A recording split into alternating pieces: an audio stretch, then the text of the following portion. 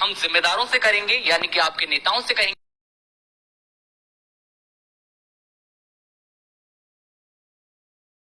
हमारे साथ हैं फतेहपुर से, जी हाँ, फतेहपुर से विधायक हैं हाकम अली खां हमारे साथ हैं। बहुत बहुत स्वागत है सर राजस्थान हेराल्ड पर। धन्यवाद। मैं धन्यवाद देना चाहूंगा आपकी राजस्थान हेराल्ड की पूरी टीम को कि आप यहाँ आए, फतेहपुर पधारे।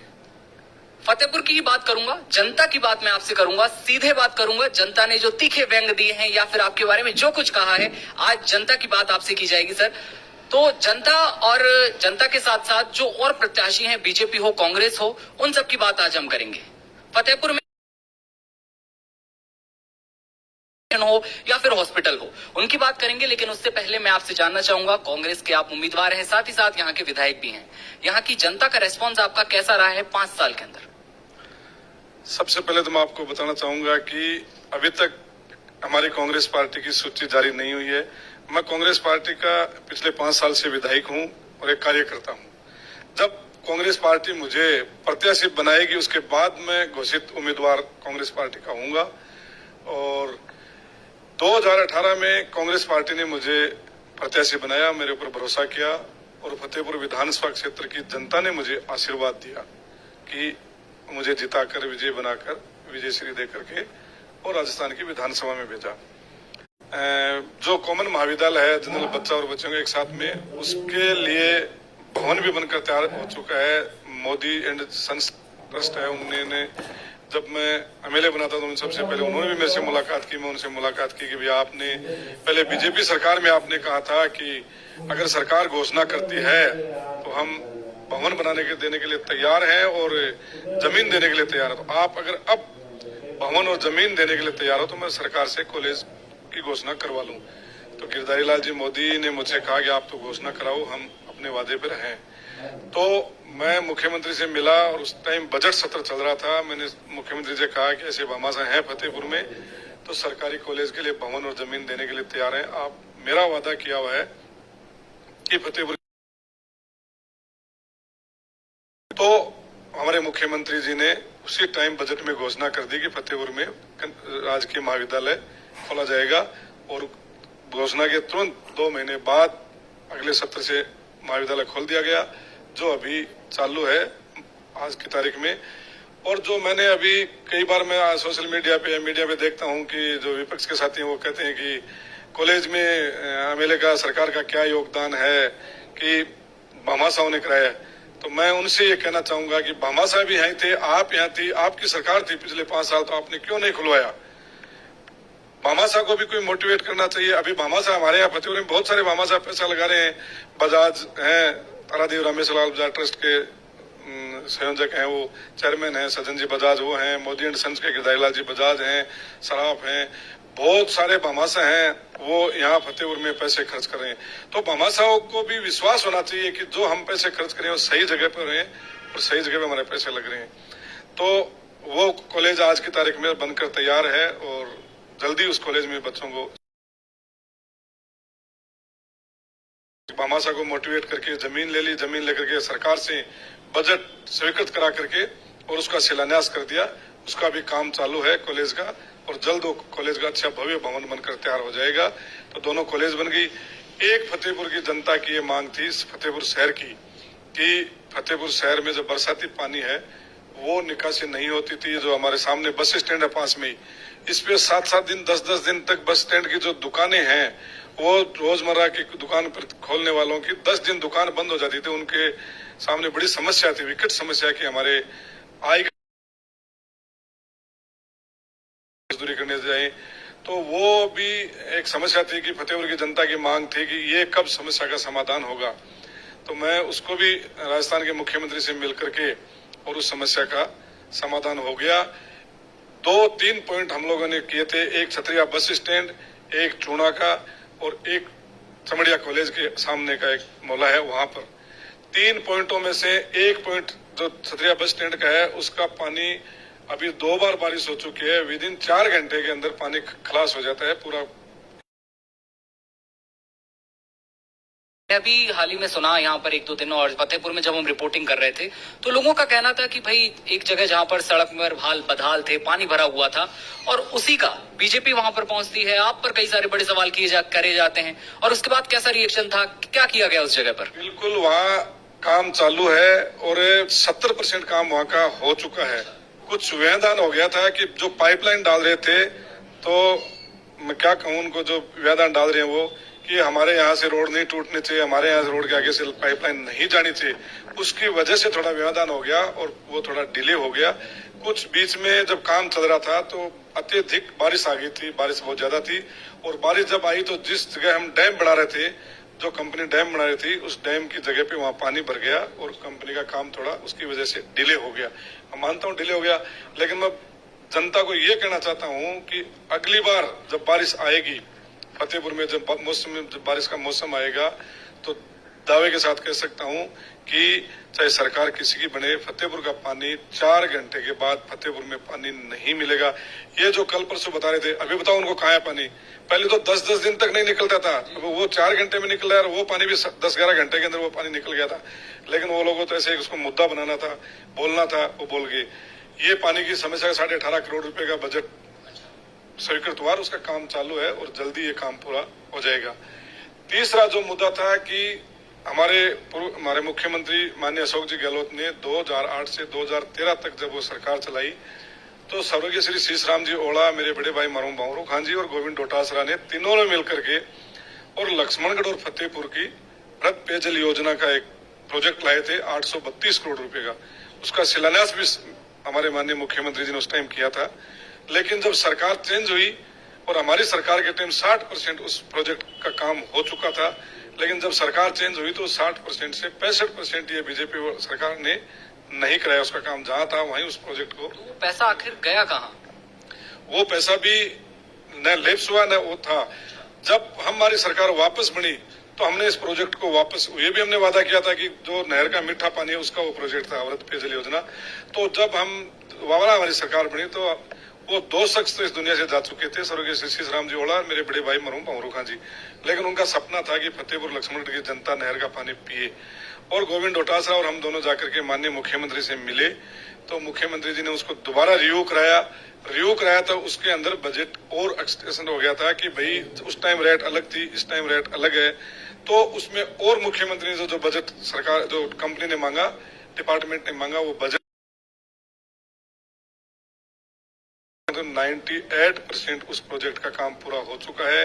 गांव में मीठा पानी शुरू हो चुका है, गांव के अंदर लोग मीठा पानी पी रहे हैं। और उसके बाद एक कदम आगे बढ़ते हुए हमने मुख्यमंत्री से मिलकर के कि माननीय मुख्यमंत्री जी, भारत 21वीं सदी में जा रहा है, आज भी लोग जो आपने वृहद पेयजल योजना लाए हैं उसमें सार्वजनिक चौक पे आपने नल लगा दिया, तो उसकी वजह से लोग जो मीठा पानी चाहिए वो वहां से जाकर के लेके आ रहे हैं, तो वही सर के ऊपर मटका लेकर के हमारे गांव की औरतें आ रही हैं। तो इससे पीछा कैसे छूटे? तो मुख्यमंत्री जी ने कहा ठीक है, इस पर विचार करेंगे। तो जेजेएम में इस प्रोजेक्ट को लिया और 457 करोड़ रुपए का प्रोजेक्ट फिर पास किया। उसका वर्कआउट हो चुका है और टेंडर होकर वर्कआउट हो चुका है और उसका शिलान्यास भी कर दिया है। घर घर के अंदर, चाहे खेत में बसा हुआ है किसान, चाहे गांव में बसा हुआ है, 3 जो योजनाएं थी हमारी मुख्य, जब मैं 2018 में चुनाव लड़ा था तो मांगे थी, उनको मैंने पूरा कर दिया जो वादा किया था। इसके आगे चलकर मैंने धानुका हॉस्पिटल है उसको बहुत ही, आज के शायद अखबार में आया या कल के अखबार में आया था कि एक डॉक्टर के भरोसे पिछले 5 साल, पिछले साल के हॉस्पिटल चल रहा है। आज के शायद के कल के अखबार में, आज आप देखो धानुका हॉस्पिटल के अंदर उस टाइम आते थे 90 पेशेंट, 100 पेशेंट, 120 पेशेंट। आज की तारीख में धानुका हॉस्पिटल में 1000 से 1200, 800, 1200, 800 पेशेंट रोज की ओपीडी है और 26 डॉक्टर हैं। धानुका हॉस्पिटल पहले जो अस्पताल था उसको 50 बेड का था, उसको अब जिला अस्पताल में क्रमोन्नत करा के और उसका अभी 26 डॉक्टर बैठते हैं, बहुत सारा स्टाफ बैठता है और लोग जो चिकित्सा के अंदर अपने हेल्थ के अंदर जो बीमार होते हैं वो सब आके स्वास्थ्य लाभ ले रहे हैं। इसके आगे बढ़ते हुए कि हमने मुख्यमंत्री से कहा कि आपने उप जिला अस्पताल बना दिया, लेकिन उसका भवन छोटा है, ये भवन बहुत पुराना बना हुआ है, शायद मेरे ख्याल से है, तो मुख्यमंत्री ने उसके लिए भी 44 करोड़ रुपए की स्वीकृति दे करके और उस भवन का शिलान्यास हो चुका है। अगले आने वाले 2 साल में या 1.5 साल में जितना भी कंपनी को टाइम दिया है डिपार्टमेंट ने, उस टाइम के अंदर भव्य 4 मंजिल का भवन बना करके और फतेहपुर की जनता के लिए सौगात है। तो हाकम जी, ये तो बात हो गई योजनाओं की। मैं और भी लंबी लिस्ट है और मैं समझ भी रहा हूँ, क्योंकि हमने जब यहाँ का ग्राफ देखा, फतेहपुर का ग्राफ देखा, तो काफी सारी योजनाएं हैं। उनके बारे में आगे धीरे धीरे पॉइंट टू पॉइंट हम बातचीत करते जाएंगे। लेकिन ये तो बात हो गई, पूरा करते हुए जनता एक बार फिर उन्हें उसी सीट पर चुने और एक बार फिर वही आए और आगे उन्हें पहुंचाया जाए।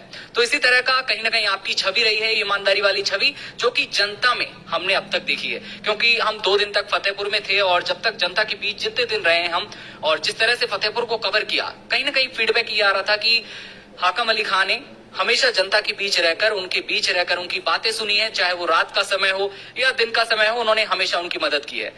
अब मैं आपसे एक और सवाल, जो कि कोविड टाइम से जुड़ा हुआ है, वो पेंडेमिक जब फतेहपुर ही नहीं बल्कि राजस्थान कहूं या भारत कहूं, हर एरिया में जनता पूरी तरह त्रस्त थी। कहीं ऑक्सीजन की कमी थी, कहीं किसी को क्या हो रहा था, कोई अपनों को खो रहा था।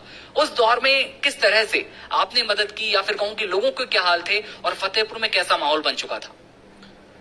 कोविड का जो दौर आया था, बहुत भयानक दौर आया था। मेरी उम्र 50 साल हो चुकी है और तकरीबन 42-43 साल से मैं मेरी समझ देखता हूँ कि मैंने ऐसा दौर कभी नहीं देखा।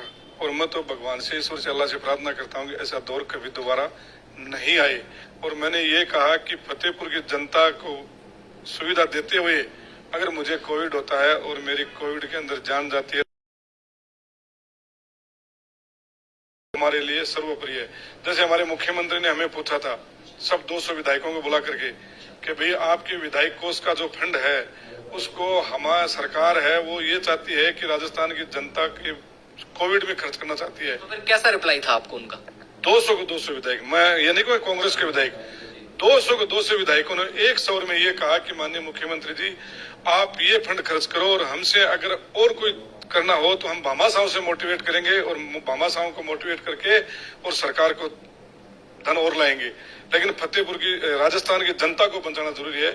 तो उस विजन को लेते हुए मैंने फतेहपुर की जनता के बीच रहा और जहां जहां मेरी जरूरत पड़ी, जिसने मुझे फोन किया, 24 घंटे मेरा फोन चलता था। 24 घंटे से मैं ऐसे 20 घंटे 22 घंटे में धन्यवाद देना चाहूंगा मैं उस टाइम के प्रशासन को कि पूरी टीम ने मेरे साथ मिलकर के और 20-20 घंटे प्रशासन ने हमारे साथ काम किया। और हॉस्पिटल के अंदर हर रोज मैं दिन में 2 बार 3 बार मैंने हॉस्पिटल के अंदर मेरी ऑफिस बना ली थी। उसको यहाँ एडमिट कराते, सीकर भेजने वाले सीकर भेजते, जयपुर भेजने वाले को जयपुर भेजते। और जहाँ हॉस्पिटलों में बेड मिलता था उस टाइम ये हालत थी कि एक बेड मिलना बहुत बड़ी उपलब्धि थी। तो जहाँ जहाँ हम हॉस्पिटल में फोन करते, जहाँ बेड उपलब्ध होता वहाँ उस पेशेंट को एम्बुलेंस से उस हॉस्पिटल में भेजते। और जहाँ जहाँ ऑक्सीजन की जरूरत होती थी तो मेरे जो लड़का है उसकी टीम पूरी लग करके और उन्होंने एक ग्रुप बना करके और हरियाणा से, गुजरात से, अन्य स्टेटों से भी और राजस्थान में भी रिंग से, बीकानेर से, डूंगरगढ़ से जहाँ ऑक्सीजन मिला वहां से ऑक्सीजन सिलेंडर अपनी गाड़ियों में अपने खर्चे पर ला करके और फ्री के अंदर सबको ऑक्सीजन दिया। किसी से भी 1 रुपया ये कह दे कि आपने उस टाइम अपने ग्रुप में 1 रुपया भी कोई किसी ने दिया हुआ है, ऐसे हमने किसी जो सिलेंडर लेने के लिए आता था उससे चंदा भी नहीं लिया। बहुत सारे कहते थे कि साहब हमें सिलेंडर मिल गया, हम इस ग्रुप में आप में चंदा देना चाहते हैं। नहीं, इस टाइम चंदा नहीं चाहिए, इस टाइम आप तो सिलेंडर लेके जाओ और जब आपको कभी जरूरत पड़ेगी तो हम आपको फोन कर लेंगे। तो कोविड का जो भयानक दौर था, धन्यवाद देना चाहूंगा मैं जो फतेहपुर के भामाशाह हैं, जो अन्य प्रांतों में रहते हैं, उन्होंने भी बहुत सहयोग किया कि जहां हमें जरूरत पड़ी। और मैंने बहुत बार एक सर्वदलीय मीटिंग भी यहाँ बुलाई, सभी दलों के सभी जो जनप्रतिनिधि थे, भामाशाह थे, समाज सेवी थे, जो भी एनजीओ थे, उनकी भी हमने मीटिंग बुला करके सबसे सहयोग लिया कि आप भी हमें सहयोग करो। और उस टाइम सबने सहयोग दिया भी। लेकिन जो अभी आ रहे हैं चुनाव लड़ने के लिए हमारे बीच आ रहे हैं कि हम जनता की फतेहपुर की सेवा करना चाहते हैं, वो कभी कोविड के अंदर यहाँ नजर भी नहीं आए, उनका फोन भी चालू नहीं था। अगर फतेहपुर का एक भी आदमी को ये कह दे कि हमने कोविड के टाइम इनको फोन किया था और ये सीकर से चल करके या और कहीं से चल करके हमारे बीच आए और हमारी मदद की है, तो आप जो कहो करने के लिए तैयार हो। तो इसलिए जनता के बीच कोविड के अंदर जो रहा है वो फतेहपुर की जनता को सबको पता है। हम जो फतेहपुर में रहने वाले हैं, हर रोज यहाँ रहते हैं फतेहपुर में, ये लोग जो बाहर से आते हैं और 4 महीने 3 महीने, 1 महीने, 6 महीने चुनाव के टाइम आते हैं और चुनाव लड़ करके वापस चले जाते हैं और फिर जनता यहाँ त्राई त्राई करती है। लेकिन मैं फतेहपुर की जनता को ये बता देना चाहूंगा कि फतेहपुर का हूँ, फतेहपुर का ही रहूंगा और फतेहपुर की जनता के बीच रहूंगा। आप मुझे समर्थन, आशीर्वाद, प्यार दोगे तो भी रहूंगा, नहीं दोगे तो भी रहूंगा। लेकिन ये जो आए हैं ये आज हैं, कल यहाँ नहीं मिलेंगे। ये कल अपने अपने जाके बिजनेसों में लग जाएंगे। हमारा कोई बिजनेस नहीं है, हमारा तो फतेहपुर है। नहीं, हम यहाँ से 8 किलोमीटर पे मेरा घर है रोड साहब सर, बस वहाँ आपको जाना होता है। या फतेहपुर में हम छतरिया बस स्टैंड पे कहीं पर भी बैठे हुए मिल जाता हूँ। हर रोज गाँव में घूमता रहता हूँ, तो जनता के बीच ही रहता हूँ। यही एक अपने आप में बड़ी बात है कि एक नेता होना, एक समाजसेवी होना और एक जनता के बीच आम आदमी की तरह जिंदगी जीना, अपने आप में ये बहुत बड़ी बात होती है। क्योंकि हम कई सारे नेताओं को देखते हैं, जनप्रतिनिधियों को देखते हैं कि एक बार जब वो सत्ता में आते हैं तो उसके बाद गायब से हो जाते हैं, या फिर कहूं कि उनके पास लौटते नहीं है वापस। कोविड का दौर रहा, आपने इतनी सारी चीजें की और आपके बेटे या फिर कहूं आपकी टीम जनता के बीच रही, आप खुद रहे। कई बार आपको डर नहीं लगा कि यार कहीं मुझे ना कुछ हो जाए? आपको कभी परिवार की टेंशन नहीं हुई? नहीं, मैं आपको बताऊं कि मेरे को ये पूरा विश्वास था। मैं बिल्कुल आस्तिक आदमी हूं, मैं सब धर्मों पे विश्वास करता हूं और मेरे को सबसे बड़ा जो था विश्वास ये था कि फतेहपुर की जनता की जो मैं सेवा कर रहा हूं, वो जनता फतेहपुर की मुझे आशीर्वाद दे रही है, मेरे लिए दुआएं कर रही है, मेरे लिए प्रार्थना कर रही है कि हे ईश्वर, हे अल्लाह, हे भगवान, ये जो हमारी सेवा कर रहा है इसको कहीं कोविड नहीं हो जाए, कुछ नहीं हो जाए। मैं एक आपको वाक्य बताऊं कि जब कोविड का दौर चल रहा था तो मेरा बेटे का एक्सीडेंट हुआ था। वो ऑक्सीजन लाने ले जा रहा था तो रास्ते में एक्सीडेंट हुआ। उस गाड़ी को देख करके कोई ये नहीं कह सकता कि इसमें जो आदमी वो बच गया। जो गाड़ी थी उस गाड़ी का पता नहीं चला था गाड़ी कौन सी थी, स्विफ्ट थी या स्कॉर्पियो थी या बोलेरो थी या एक्सवी थी। ऐसा उस गाड़ी का कचरा हो गया था। लेकिन वो और उनके साथी थे, उनको कहीं भी फूल की छड़ी भी नहीं आई और आज भी वो हमारे बीच है। तो जनता का एक गरीब की जो दुआ है ना, लास्ट छोर पे बैठे हुए गरीब की दुआ, वो आपको कहीं से भी बचा सकती है। और उसकी दुआ भगवान ईश्वर अल्लाह भी कबूल करता है कि इसने मेरी मदद की है, इसलिए अल्लाह है, भगवान है, ईश्वर, आप इसकी मदद करो। तो वो दुआ मेरे काम आई और मैं उस दुआ के बलबूते पर ही काम कर सका और मुझे कभी डर नहीं लगा। शायद ये वही बात हो गई कि कर भला और हो भला, और ऐसा ही कुछ यहाँ पर हुआ है। और अब एक राजनीतिक प्रश्न आपसे करना चाहूंगा। साल 2023 अब आ पहुंचा है, 2018 में आपने चुनाव लड़े थे। जनता से जो आपने बातें कही वो सब आपने साबित करके दिखा दिया और उससे बढ़ चढ़कर ही करके दिखाया है जितनी भी योजनाएं रही हैं, क्योंकि हम भी जनता के बीच रहे और सारी चीजें निकल कर सामने आई। लेकिन अब मौजूदा समय में एक बार फिर चुनाव आ रहे हैं और साथ ही साथ सरगर्मियां लगातार बढ़ती जा रही है। आप यहाँ के स्थानीय मौजूदा हैं और साथ ही जनता के बीच हमेशा रहे हैं, क्या रिएक्शन देंगे आप?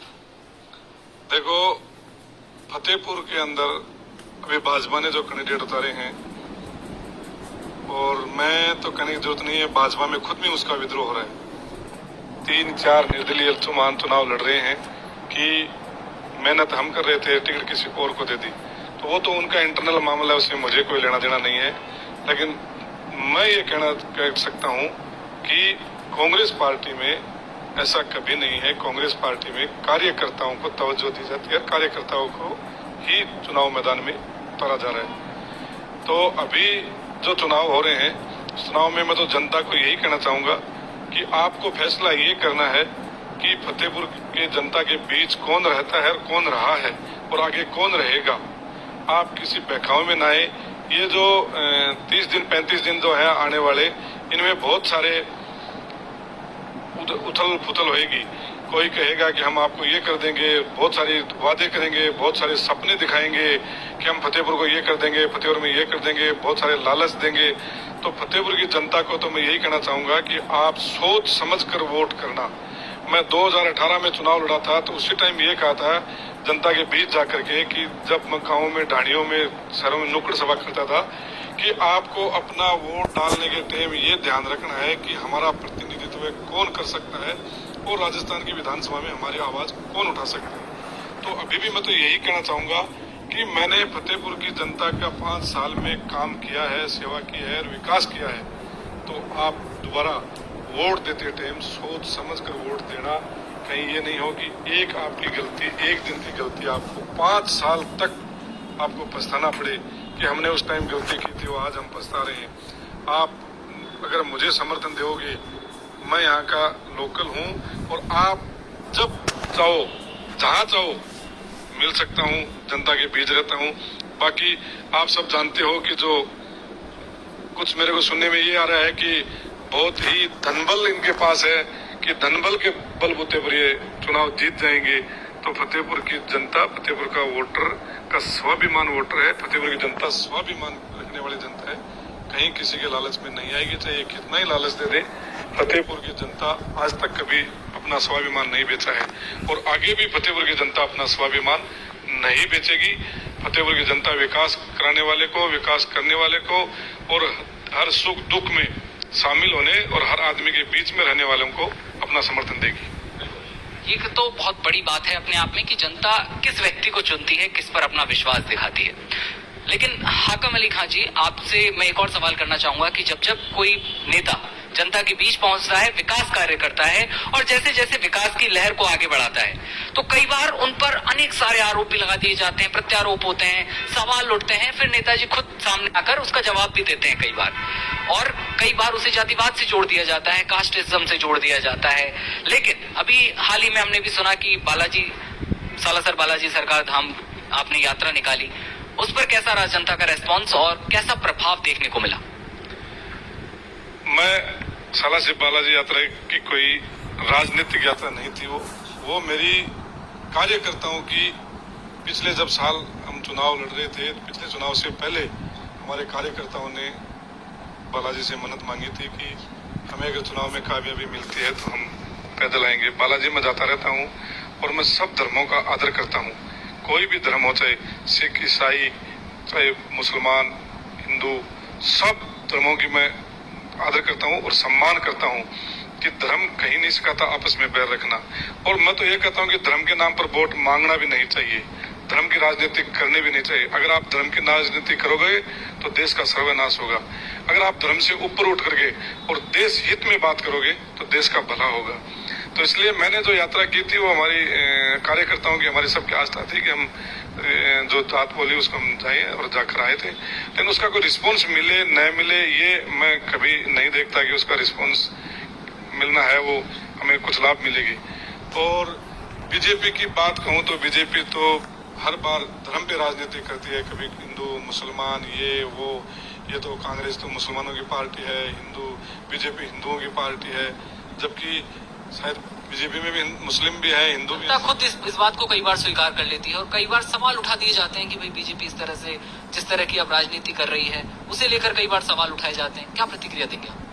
देखो, भारत की जनता भावुक जनता है और उनके सामने जातिवाद का और बगैर मतलब का कोई टूल उठा करके और एक बार तो वोट लिया जा सकता है, लेकिन बार बार जो 2018 चुनाव मैंने लड़ा था उस टाइम भी बहुत किया था, ये तो मुसलमान है, हिंदू है, ये हिंदू को चुनो वोट दो, मुसलमान को वोट मत दो।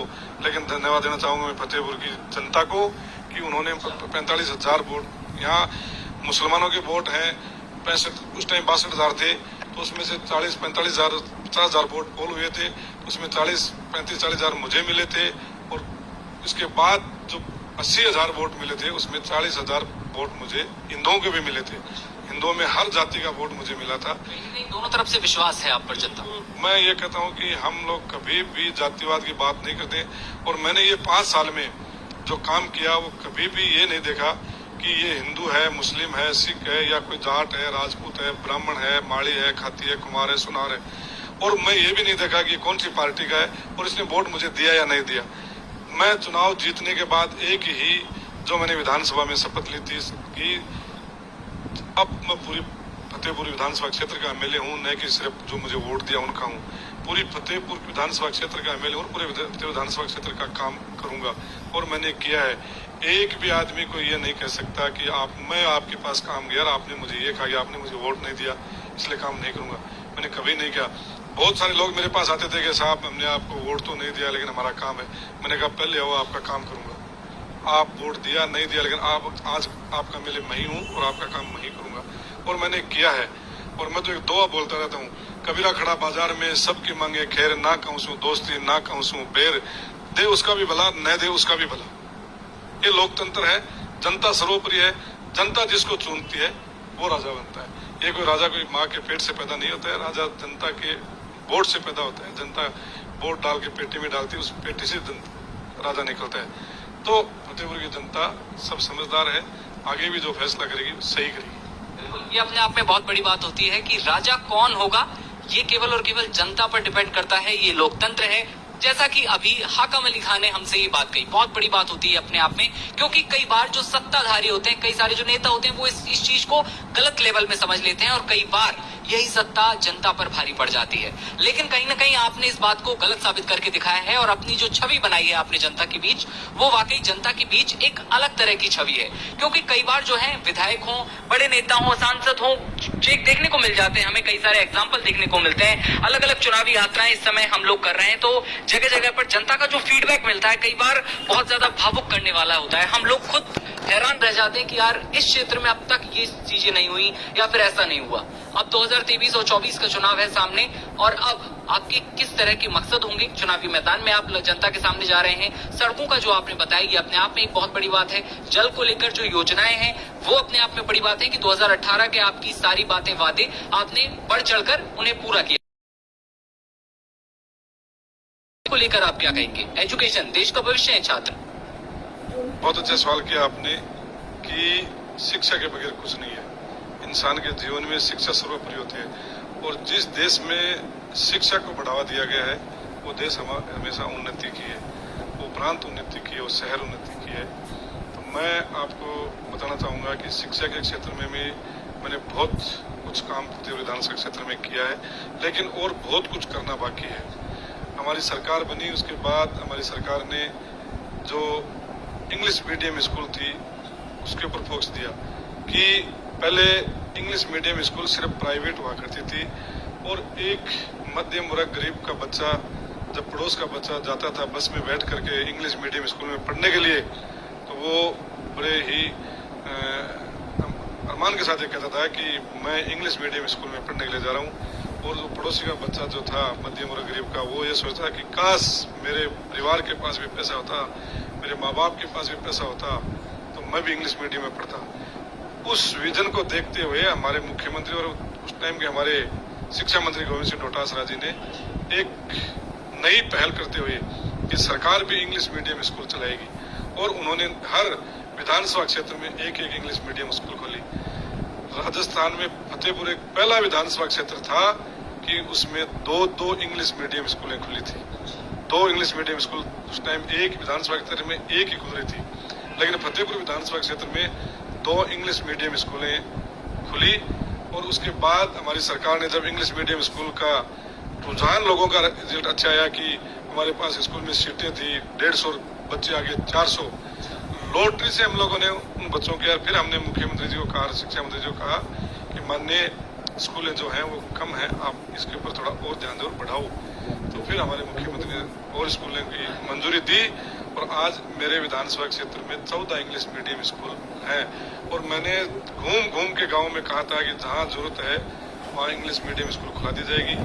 और दूसरी की तकरीबन आपको बताऊं 43 या 44 स्कूल हैं, वो मैंने सेकेंडरी से सीनियर सेकेंडरी में और मिडिल से सीनियर तक स्कूलें फतेहपुर विधानसभा क्षेत्र में मैंने 43-44 स्कूल बनाई। आज तक के इतिहास में कभी इतनी स्कूलें 5 साल में नहीं हुई हैं। पहले होती थी 4 स्कूल, 5 स्कूल, 10 स्कूल 5 साल में होती थी, लेकिन अब की बार हमारे मुख्यमंत्री ने तकरीबन हर विधानसभा क्षेत्र में काम किया। तो मेरे विधानसभा क्षेत्र में भी 40 से 45 स्कूलें सीनियर स्कूल खोले हैं और सब बहुत सारे स्कूलों में सब्जेक्ट भी खोले हैं। एग्रीकल्चर जो कॉलेज है उसमें भी उसको भी पीजी किया है। रामगढ़ की जो कॉलेज है उसमें भी जो संकाय बाकी थे वो संकाय खोले हैं रामगढ़ कॉलेज के अंदर भी। और जो मैंने मुख्यमंत्री जी शिक्षा के बारे में मांगा वो मुख्यमंत्री जी ने किया, लेकिन अभी करना बहुत कुछ बाकी है। फतेहपुर विधानसभा क्षेत्र के अंदर अब अगले 5 साल के अंदर बिजली, सड़क, पानी, ये जो समस्या है ये अभी तक पूरी नहीं हुई है। क्यों कि जो जो टाइम निकलता है आबादी बढ़ती जाती है, शहरों की, गांवों की आबादी बढ़ती जा रही है और जो लोग नए घर बनाते हैं अपने गांव से बाहर निकल के या अपनी और कोई कॉलोनी कटती है वहां कॉलोनी में, तो उनकी उम्मीद बढ़ जाती है कि हमारी कॉलोनी में भी अब सड़क बने, लाइट, स्ट्रीट लाइट लगे, हमारे स्कूल बने, हमारी हॉस्पिटल बने हमारी कॉलोनी में। और जो गांवों के अंदर पिछले 5 साल में आपको बताऊं शायद कोई 2 या 3 सब सेंटर खुले हैं, तो पूरा रिकॉर्ड मेरे पास नहीं है, शायद नहीं खुले होंगे। लेकिन मैंने इन 5 सालों के अंदर 14 सब सेंटर नए खुलवा दिए 14 गांवों के अंदर, और 2 पीएचसी नई खुलवा दी, और 2 पीएचसी को सीएचसी में क्रमोन्नत करा दिया, बीबीपुर और गारिंडा। और कितने सब सेंटरों के भवन जो भवनहीन थे उनके भवन बनवा दिए, और गारिंडा और बीबीपुर पीएचसी की जो सीएचसी क्रमोन्नत हुई उनके भवन के लिए 5.5 करोड़ रुपए का बजट करके उनका भी शिलान्यास कर चुके हैं कि उनका भी काम आज चालू है। तो इसलिए शिक्षा में और चिकित्सा में बहुत अच्छा काम किया है, और बहुत कुछ करना के साथ ही, तो वो मुद्दों को मैं अगले 5 साल में मौका मिला, फतेहपुर की जनता ने मुझे आशीर्वाद दिया, तो पूरा करूंगा। और जिस तरह से आप काम कर रहे हैं और जिस तरह का जनता का मूड दिखाई दे रहा है हमें, जिस तरह से हम जब जनता के बीच पहुंच रहे हैं, उस हिसाब से लगता है जनता कहीं ना कहीं आपसे खुश है, क्योंकि जनता का कहना है कि हमारा जो कैंडिडेट हो, हमारा जो अपना आदमी हो, जो हमें आगे रखे, वो हमारे बीच से ही होना चाहिए। कहीं ना कहीं ये आपकी छवि को जनता के सामने साफ सुथरी तरीके से दिखा रहा है, और आपके लिए ये कहीं ना कहीं अच्छी बात है, और उसी संबंधित क्वेश्चंस हम आपके सामने रख रहे हैं, जैसा कि जनता हमेशा कहती रहती है। एक और सवाल जो कि हमारा अंतिम कड़ी में होगा, और ये सवाल मेरा ये भी है कि जब आप जनता के बीच उतरते हैं, जब आप काम कर रहे होते हैं, तो आपके सामने कई सारी बड़ी चुनौतियां होती हैं, और संभावनाएं भी होती हैं कि प्लस पॉइंट जाएगा, नेगेटिव जाएगा, जनता क्या समझेगी, और साथ ही साथ विपक्ष जमकर हावी होता है उस समय। कैसे आप सामना करते हैं उन चुनौतियों का? पहले तो मैं आपको आगाह कर देना चाहूंगा, बता देना चाहूंगा कि पिछले 5 साल में विपक्ष के पास एक भी कोई ऐसा मुद्दा नहीं मिला उनको कि वो हमारे ऊपर आक्रामक कर सके। गांव से, शहर से जब मैं सुबह 6 बजे उठ करके जन सुनवाई करने बैठता हूं, तो लोग आते हैं, या फिर मैं गांव में जाता हूं या गांव में फिरता हूं, कोई दुख सुख शादी ब्याह में जब जाता हूं, और गांव में या जब मैं जन सुनवाई में जो लोग मुझे कहते हैं कि हमारे गांव में ये काम होना चाहिए, और तुरंत मैं उस काम को नोट करता हूं और उस समस्या का समाधान कराता हूं। गांव के लोग विकास के लिए, सड़क के लिए मुझे कहते, मैं सड़क नोट करता, डिपार्टमेंट में भेजता और सैंक्शन करा करके सड़क बन जाती। और जो जो विकास के काम मेरे पास लोग आए, उनकी मैंने उसी टाइम काम होने वाला फोन पर अधिकारियों को निर्देश दिया कि ये काम है, इनकी समस्या है, इनका समाधान करो। और जो विकास के काम होते थे संबंधित डिपार्टमेंटों में लेटर भेज करके, और वो विकास जो है वो सैंक्शन कटवाई। तो मैं देखता हूँ पिछले 5 साल में कभी भी इनको कोई ये मुद्दा नहीं मिला कि फतेहपुर में विकास नहीं हुआ। फतेहपुर में, पूरे राजस्थान में मैं आपको कहूँ कि ये कोई ये नहीं कह सकता कि काम नहीं हुआ है। तो जब राजस्थान में पूरे में काम हुआ, तो मेरा फतेहपुर विधानसभा क्षेत्र भी अच्छा काम हुआ। 1000 करोड़ रुपए से ऊपर का मैंने फतेहपुर विधानसभा क्षेत्र में बजट लगाया है। 1000 करोड़ रुपए बहुत होते हैं। 1000 करोड़ रुपए से आपको कोई भी गांव ऐसा नहीं मिलेगा कि इस गांव में, इस सरकार में, फतेहपुर के कमलेगा विधायक बनने के बाद काम नहीं हुआ। मैं दावे के साथ कहता हूँ ऐसा एक भी गाँव नहीं मिलेगा। एक गाँव में ज्यादा नहीं तो कम से कम 1-1 करोड़ रुपये मैंने, 2-2 करोड़ रुपये, कोई में 10 करोड़ रुपए भी लगे, कोई में 5 करोड़ रुपए भी लगे, एक कोई गांव में 2-2 करोड़ रुपए लगे। लेकिन ऐसा कोई गांव नहीं बचेगा आपको कि हमारे गांव में ये काम नहीं हुआ है। एक और सवाल, और ये मेरा आखिरी सवाल होगा, और मैं आपसे पूछना चाहता हूँ, पर्सनली ये सवाल करना चाहता हूँ, अगर आपकी मर्जी हो तो आप जवाब दें। बिल्कुल। तो एक शब्द में या फिर एक लाइन में, हाकम अली खां क्या है जनता के बीच, और आप अपनी तरफ से क्या कहना चाहेंगे जनता को?